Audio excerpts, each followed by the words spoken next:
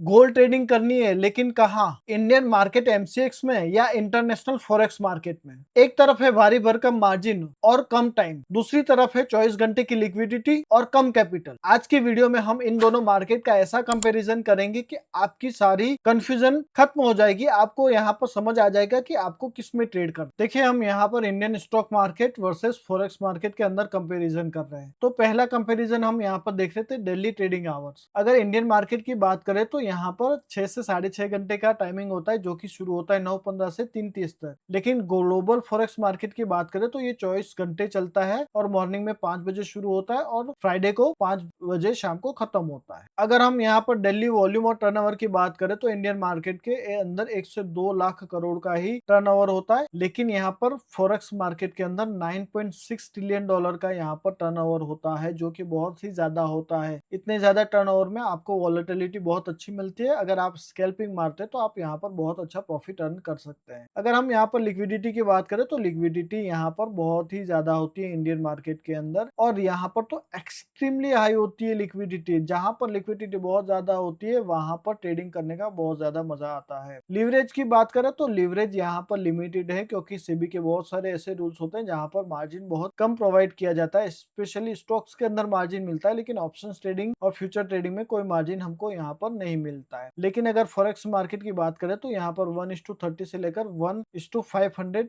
इससे भी ज्यादा होता है, 1000 2100 तक का भी आपको लिवरेज मिलता है। अगर वॉलेटिलिटी की बात करें तो यहाँ पर मॉडरेट वॉलेटिलिटी होती है, लेकिन फॉरेक्स मार्केट में वॉलेटिलिटी बहुत ही हाई होती है, इसलिए यहाँ पर ट्रेडिंग करने में बहुत ज्यादा मजा आता है। मोमेंटम बहुत अच्छे कैप्चर कर पाते हैं। मार्केट साइज की बात करें तो यहाँ सिर्फ इंडियन फोकस मार्केट है, लेकिन यहाँ पर एंटायर वर्ल्ड का मार्केट चलता है। यहाँ पर पूरी दुनिया के लोग इसके अंदर ट्रेडिंग करते हैं। गैप रिस्क की बात करें तो इंडियन मार्केट हमेशा गैप अप गैप डाउन के अंदर ही अपनी पूरी मोमेंटम होती है वो ले लेता है, लेकिन गोल्ड फॉरेक्स के अंदर ये मोमेंटम नहीं जाता है। यहाँ पर गैप अप गैप डाउन बहुत कम होते हैं। फ्राइडे को मार्केट बंद हुआ और मंडे को अगर ओपन होता है तो वहां कहीं शायद आपको गैप अप गैप डाउन दिख सकता है। अगर हम वॉल्यूम कंपैरिजन की यहाँ पर बात करें तो यहाँ पर वॉल्यूम कंपैरिजन में फॉरेक्स सबसे ज्यादा है, तो यहाँ पर ट्रेड करने में बहुत ज्यादा मजा आएगा। इसीलिए यहाँ पर आप स्कैल्पिंग कर सकते। दूसरा, यहाँ पर इंडियन मार्केट से भी रेगुलेटेड होता है। यहाँ पर लिक्विडिटी बहुत ज्यादा होती है, ये सेफर होता है, ये थोड़ा सा रिस्की होता है, लेकिन यहाँ पर ट्रेड करने में बहुत मजा आता है। और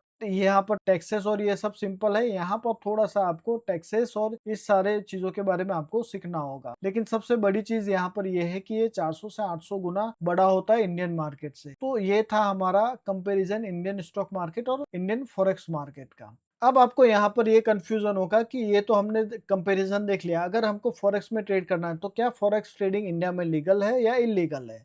अगर लीगल है तो हमें किस में ट्रेड करना चाहिए? एफआईयू रजिस्टर्ड ब्रोकर के अंदर, या फिर इंडियन मार्केट के अंदर, या फिर इंटरनेशनल ब्रोकर के अंदर, या फिर प्रॉप फर्म के अंदर?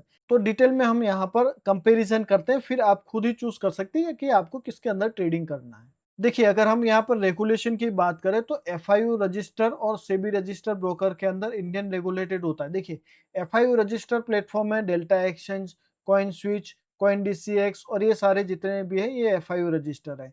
सेबी रजिस्टर ब्रोकर का यहाँ पर बात करें जैसे ज़ेरोधा एंजल वन, इसके अंदर आप एमसेक्स ट्रेडिंग कर सकते हैं। दूसरा है इंटरनेशनल ब्रोकर, यहाँ पर फॉरेन रेगुलेटेड होता है, जैसे एक्सनेस है, एक्सएम है, विंटेज है, ये सारे हैं। एक्सनेस ने अपनी सर्विसेज इंडिया में बंद कर दी है, लेकिन एक्सएम और विंटेज और कई अदर ब्रोकर हैं जो अभी भी अपनी सर्विसेज इंडिया में प्रोवाइड कर रहे हैं। दूसरा है प्रॉप फर्म। प्रॉप फर्म क्या होता है? प्रॉप फर्म होती है ट्रेडिंग एवोल्यूशन कंपनी, जो आपको फंड देती है एक नॉमिनल फीस के ऊपर, उनको प्रॉप फर्म कहा जाता है। कैपिटल की बात करें तो यहाँ पर अपना ही पैसा लगता है, इंटरनेशनल ब्रोकर में भी अपना ही पैसा लगाना है, लेकिन प्रॉप फर्म के अंदर आपको कंपनी कैपिटल मिलता है। कंपनी को आप एक फी पे करते हैं, उसके बेस पर वो आपको एक कैपिटल देता है, जिसके अंदर आपको कुछ रूल्स रेगुलेशन के साथ ट्रेडिंग करना होता है।